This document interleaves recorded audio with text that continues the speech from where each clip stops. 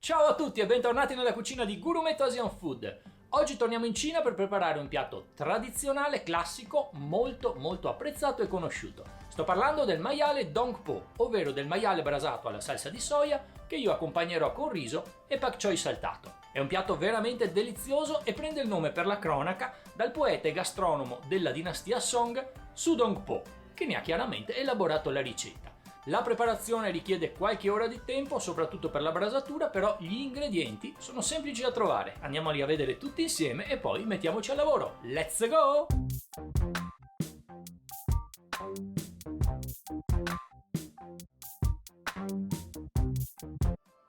Ed ecco tutti gli ingredienti che compongono la ricetta di oggi. Per il maiale brasato Dong Po avremo bisogno di 600 g di pancetta di maiale cruda con cotenna, 4 cipollotti, 5 fettine di zenzero, 50 g di zucchero di canna, un anice stellato, 80 ml di vino di Shanseng, 30 ml di salsa di soia scura, 30 ml di salsa di soia chiara, 400 ml d'acqua, un cucchiaio di olio di semi e del peperoncino in polvere facoltativo. Per il pak choi saltato ci serviranno 2 pak choi, uno spicchio d'aglio tritato, un cucchiaino di zenzero tritato, un cucchiaino di zucchero di canna, 50 ml di brodo vegetale, un cucchiaino di olio di sesamo, un cucchiaio di olio di semi e sale quanto basta. Per finire, per il riso d'accompagnamento avremo bisogno di 200 g di riso a chicco corto e 300 ml d'acqua. E come al solito, dopo aver trovato tutti gli ingredienti, cominciamo la ricetta che divideremo in 4 fasi: la preparazione del maiale, la cottura del riso, la preparazione del pak choi saltato e infine l'impiattamento. Cominciamo col preparare il maiale.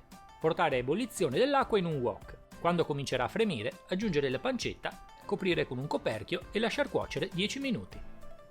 Passato questo tempo, togliere la pancetta dall'acqua e posizionarla su un foglio di Scottex e con un altro foglio di Scottex coprirla e asciugarla molto bene in modo da eliminare tutta l'umidità all'esterno. Scaldiamo il wok e aggiungiamo un cucchiaio di olio. Una volta caldo aggiungiamo la nostra pancetta asciutta dalla parte della cotenna e schiacciamola un po' per farla aderire. Mettiamo quindi subito un coperchio per evitare gli schizzi di olio. Dopo circa 5 minuti, quando la cotenna sarà bella dorata, giriamo la carne dall'altro lato e continuiamo la cottura per qualche altro minuto. Schiacciamo un po' la pancetta per farla aderire al fondo del wok in modo da colorarla uniformemente. Una volta fatto, procediamo nello stesso modo con tutti i lati del pezzo di pancetta.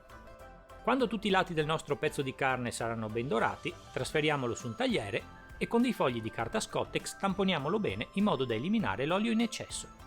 Aggiungiamo in una cocotte lo zucchero di canna, metà dell'acqua disponibile, il vino di Shanseng, la salsa di soia chiara, la salsa di soia scura, le fettine di zenzero, il pezzettino di anice stellato.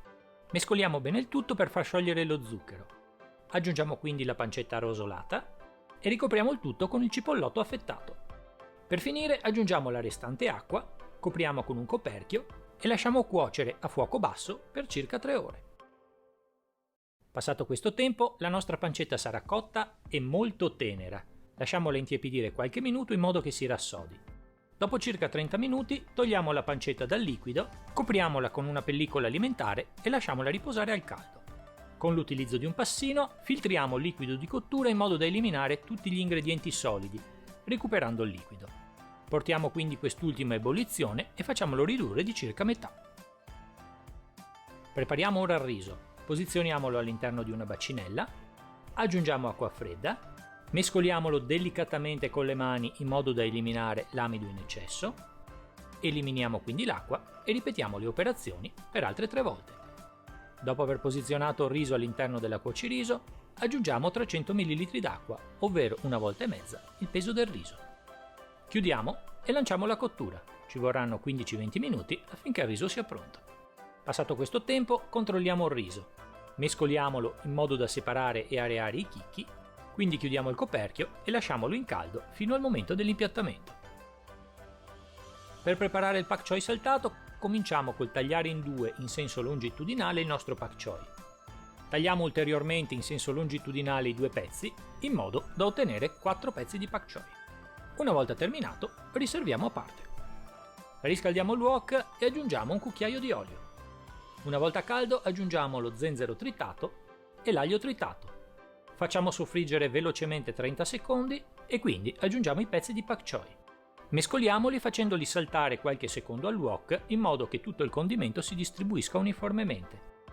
Copriamo con un coperchio e lasciamo cuocere velocemente per 1 minuto. Passato questo tempo il pak choi comincerà a appassire. Aggiungiamo quindi lo zucchero di canna, il brodo e il sale.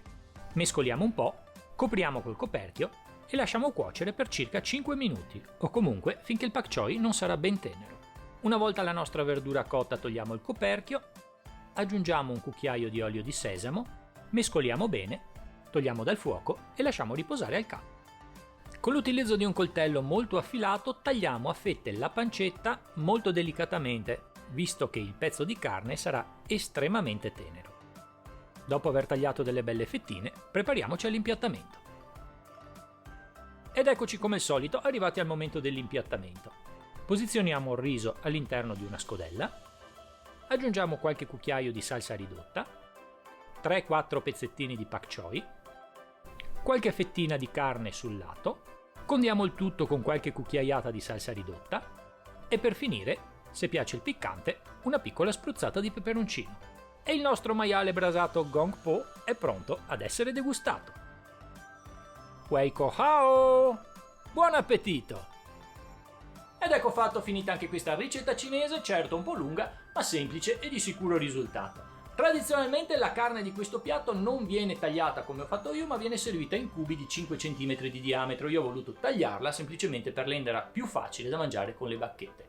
Oltretutto può essere accompagnata da altre cose oltre al riso e al pak choi. Al posto del riso potremmo utilizzare per esempio dei noodles o del pane al vapore e al posto dei pak choi qualsiasi altra verdura che ci piace. Bene ragazzi, spero che il video vi sia piaciuto e che la ricetta vi riuscirà bene. Continuate a seguire il mio canale Gourmet Asian Food, mettete un piccolo like al video, se non siete ancora iscritti fatelo subito, iscrivetevi e azionate la campanellina. Io la prossima settimana come al solito sono sempre qui per voi con una nuova ricetta. Ciao a tutti!